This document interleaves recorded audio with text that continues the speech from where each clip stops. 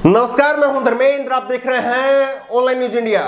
इस नए दौर में आपका स्वागत है। मुबारक हो, नया दौर आपको देखने को मिलेगा। और इस नए दौर में आपको वो खबरें भी देखने सुनने को मिलेंगी जिन खबरों की आपने कल्पना नहीं की होगी। तापसी पन्नू और अनुराग कश्यप, इन दोनों के 30 से ज्यादा ठिकानों के ऊपर एक साथ इनकम टैक्स की छापामारी की जाती है। क्या वजह है इसके पीछे?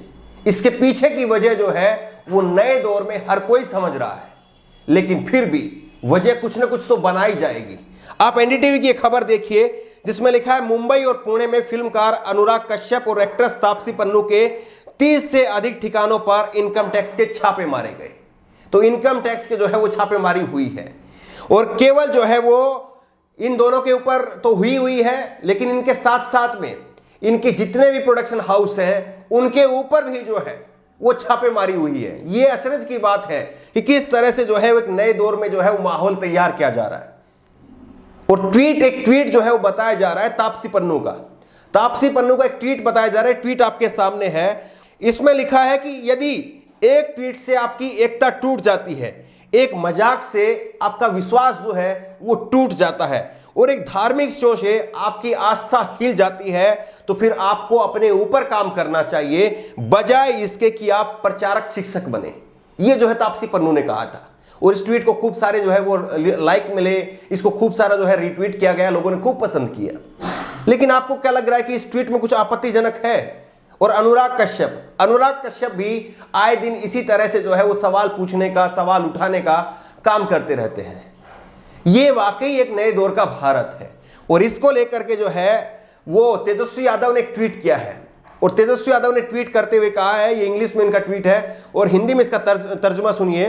पहले विपक्ष पर आईटी, सीबी, ईडी की रेड डाल करके उनको डराने, धमकाने और उनका चरित्र हनन करने का काम बीजेपी करती रही है, लेकिन अब सामाजिक कार्यकर्ता, पत्रकार, कलाकार, इन सबको दबाने, धमकाने के लिए इन हथियारों का इस्तेमाल किया जा रहा है। और उन्होंने नाजी शब्द का इस्तेमाल किया है सरकार के लिए, मोदी सरकार के लिए उन्होंने नाजी शब्द का इस्तेमाल किया है। ये अपने आप में जो है वाकई दुखद बात है कि विपक्ष के नेताओं को इस तरह के शब्दों का इस्तेमाल करना पड़ रहा है, या फिर ये वाकई इस सब सरकार के लिए नाजी शब्द का इस्तेमाल किया जाना चाहिए, ये भी बड़ा सवाल है। लेकिन आप देखिए कि ये पहली बार नहीं है कि इस तरह से किसी को टारगेट किया जा रहा है। इससे पहले भी हमने देखा है कि एनडीटीवी के ऊपर किस तरह से कार्रवाई की जाती है, और एनडीटीवी के मालिक परिणय रॉय को एयरपोर्ट से ही जो है वो हिरासत में लिया जाता है। उनको एयरपोर्ट से विदेश जाने की अनुमति नहीं मिलती है, और उसके बाद में सेबी की जो है उनके ऊपर कार्रवाई की जाती है।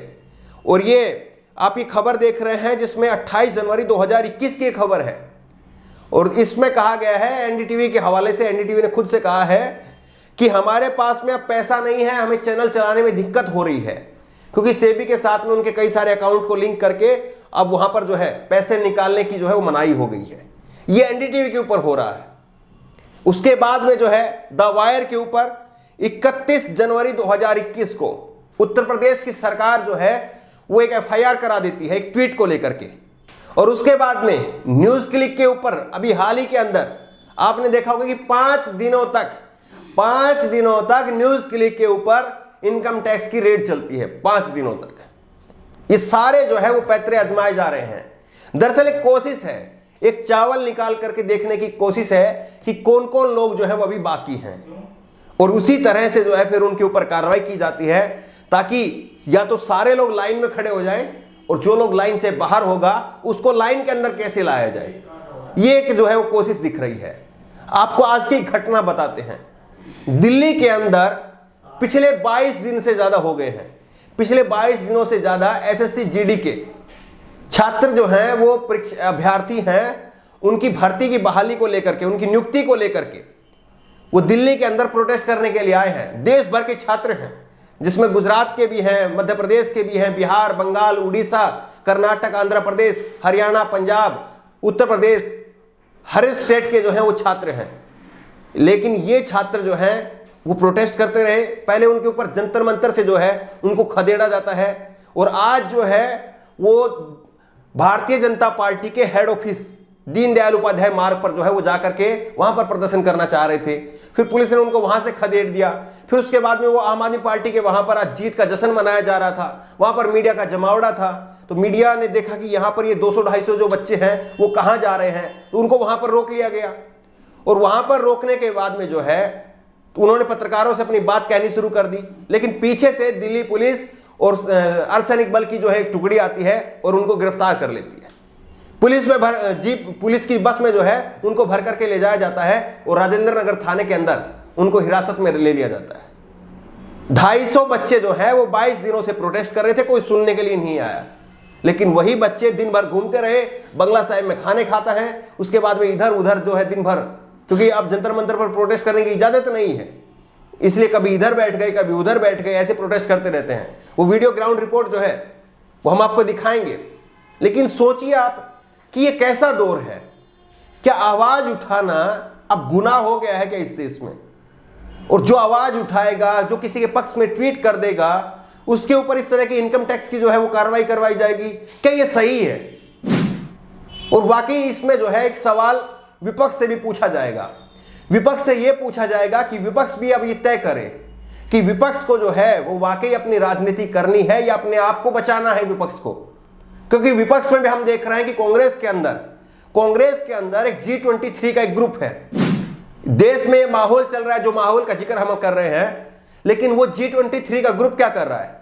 वो पंजाब में जाकर के भगवा पगड़ी पहन करके जो है वो कहते हैं कि प्रधानमंत्री नरेंद्र मोदी बहुत अच्छा काम कर रहे हैं, कुछ छुपाते नहीं हैं। गुलाम नबी आजाद साहब की मैं बात कर रहा हूं। 5 राज्यों में चुनाव होने हैं, उनके ऊपर लेकर उनको कोई कार्यक्रम नहीं है, लेकिन वहां पर G23 का जो है वो अलग चल रहा है। यानी मतलब साफ है, इन लोगों ने पूरी उम्र भर जो है वो सत्ता की मलाई खाई है, और अब लोग ये सत्ता से बाहर हैं तो छटपटा रहे हैं। इन लोगों को सत्ता के अंदर जाना है और इन लोगों को भी डर है। बता दिया गया है क्या, ये लोग साफ कर देना चाहिए कि सीबीआई ईडी के डर से जो है हम लोग ये कार्यक्रम कर रहे हैं, इन लोगों को स्पष्ट कर देना चाहिए। कांग्रेस जो है वो अब टूट के कगार पर है। राहुल गांधी जो है तमिलनाडु में प्रचार कर रहे हैं, केरल में प्रचार कर रहे हैं, प्रियंका गांधी असम में प्रचार कर रही है, लेकिन G23 के जो नेता हैं वो वहां पर प्रचार कर रहे हैं। विपक्ष के और नेता जो हैं, तेजस्वी यादव ने ट्वीट किया है, अखिलेश यादव, मायावती जो हैं वो भी ट्वीट कर देंगे। क्या ट्वीट कर देने भर से जो ये नया दौर है, कि इस नए दौर में जिस तरह से सामाजिक कार्यकर्ता हो, पत्रकार हो, कलाकार हो, हर किसी पर अब शिकंजा कसा जा रहा है, तो क्या अब इन लोगों के ट्वीट कर देने भर से जो है वो काम चल जाएगा? या आपको लगता है कि अब लोगों को स्पष्ट कर देना चाहिए, विपक्ष में भी अब जो भी नेता है, चाहे कांग्रेस है, चाहे समाजवादी है, बीएसपी है, जो भी पार्टी है, उसको स्पष्ट कर देना चाहिए कि वो भी जो है वो सीबीआई ईडी के दबाव में जो है वो लाइन पर चलने लग गए हैं? क्या वो भी अब इस तरह की फूट डालो राज करो वाली बात करके अपनी जो है नई पार्टी उठाने में कोई प्लान बना रहे हैं क्या? ये वाकई जो है विपक्ष अब सामने आकर के अब जिस तरह से हमले हो रहे हैं, लगातार लोकतंत्र को कमजोर करने की जो है एक कवायद दिख रही है, इसमें विपक्ष अपनी कोई भूमिका निभा पाएगा क्या? बड़ा सवाल ये है। जिस तरह से तापसी पन्नू और अनुराग कश्यप, इनके ऊपर जो है इनकम टैक्स की रेट डली है, इसको लेकर के आपकी क्या समझ है? आपको क्या लगता है कि इसके पीछे क्या थ्योरी हो सकती है? क्या आपको लगता है कि ये वाकई सही है और ये टाइमिंग, क्रोनोलॉजी, क्या आपको लगता है कि बिल्कुल सटीक है, इसमें कहीं पर कुछ धुंधला धुंधला नहीं है, या सब कुछ साफ साफ नजर आ रहा है जो दिख रहा है? इस खबर को लेकर के, इस वीडियो को लेकर के आपकी जो भी राय हो नीचे कमेंट बॉक्स में अपनी राय जरूर दें, और इसी तरह की तमाम खबरों के लिए ऑनलाइन न्यूज़ इंडिया को सब्सक्राइब करें, साथ में जो बेल आइकन है घंटी उसको जरूर दबाएं, ताकि जैसे कोई वीडियो अपलोड करें उसकी नोटिफिकेशन आपको तुरंत मिल सके। धन्यवाद। इस खबर को अभी लाइक करें, शेयर करें, अभी चैनल को सब्सक्राइब करें और घंटी जरूर दबाएं।